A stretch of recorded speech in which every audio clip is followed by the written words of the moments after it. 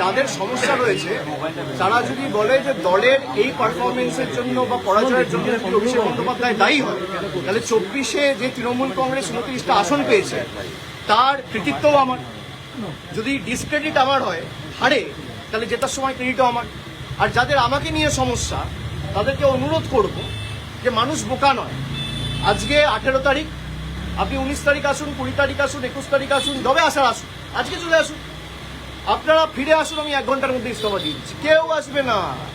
Deal হচ্ছে ওদিকে যাও, অভিষেক ব্যানার্জিকে গালাগালি দাও, তোমাকে বেঁচে থাক, তোমাকে বাঁচিয়ে রাখবো, ইডিও ধরবে না, সিবিআইও ধরবে না। যাদের বিরুদ্ধে ভুড়ি ভুড়ি অভিযোগ তারা এখন হয় পুলিশের কাছে ধৃত, না হলে বালিশ চাটা ঋতব্রত।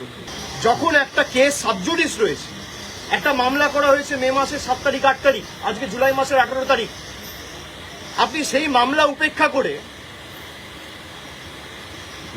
নিজের ক্ষমতা প্রদর্শন করতে গিয়ে, নিজের হাতে কত ক্ষমতা সেই দেখাতে গিয়ে বুলডোজার মডেল, ভোটের আগে ছিল অন্নপূর্ণা ভান্ডার আর ভোটের পরে বুলডোজার, এই হচ্ছে বিজেপির প্রকৃত স্বরূপ। তো যারা ভাবছেন বুলডোজার চালিয়ে তৃণমূল কংগ্রেসকে ধমকে চমকে দমিয়ে রাখবো, তৃণমূল কংগ্রেস আরো শক্তিশালী হবে। আর আপনি বাড়ি ভাঙুন, পার্টি অফিস তো মন্দির আমাদের কাছে। যদি কেউ ভাবে পার্টি অফিস ভাঙে, যদি কোনো অবৈধভাবে সরকারি জায়গা দখল করে পার্টি অফিস কেউ করে, সে পার্টি অফিস আপনারা যথাযথ সরকারি ব্যবস্থা নিতে পারেন, আমার কিছু বলার নেই। কিন্তু এই জায়গাটা তো সরকারি নয়, কিনে অফিস বানানো হয়েছে, তার প্ল্যান রয়েছে, বৈধ নথি রয়েছে, সব হাইকোর্টে আমরা জমা দেবো। তারপরেও আপনারা ক্ষমতা দেখাতে গিয়ে যে পার্টি অফিস ভেঙেছে, প্রত্যেক ক্রিয়া সমান এবং বিপরীত প্রতিক্রিয়া আছে, এটা বিজেপির নেতারা যেন ভুলে না যায়।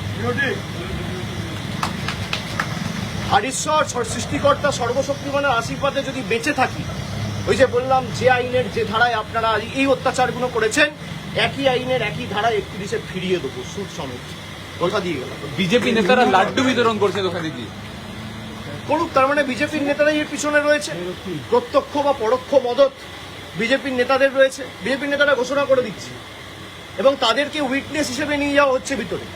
আজকে সেই পার্টি অফিসের ভিতরে যদি কিছু প্ল্যান্ট করে দেওয়া হয়, তার দায় কার?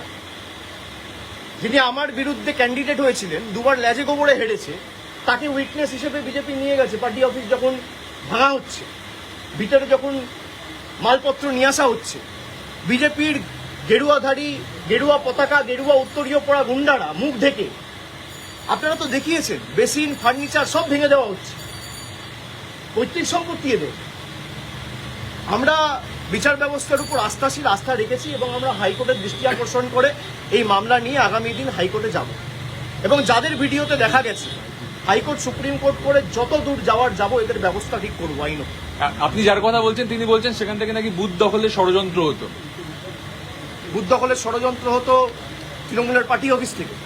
বিজেপির কোন বুথের এজেন্ট বুঝতে পারেনি, তার তালিকাটা দিতে বলুন না। স্ক্রুটিনির সময় সে তালিকা দিতে পারেনি কেন?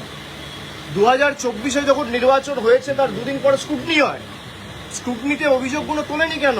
আর যদি অভিযোগ তোলে, স্ক্রুটিনি তো তৃণমূল কংগ্রেস ক্লিয়ার করে না, নির্বাচন কমিশন ক্লিয়ার করে। রিটার্নিং অফিসার তৃণমূল কংগ্রেস, রাজ্য সরকার, তৃণমূল সরকার অ্যাপয়েন্ট করে না, জাতীয় নির্বাচন কমিশন অ্যাপয়েন্ট করে। তাহলে তারা করতে পারেনি কেন? জিজ্ঞেস করুন। নাচতে না জানলে উঠোন বেকা। 14-য় দাঁড়িয়েছিল গোয়ারা হেরেছে, 24-এ দাঁড়িয়েছিল গোয়ারা হেরেছে।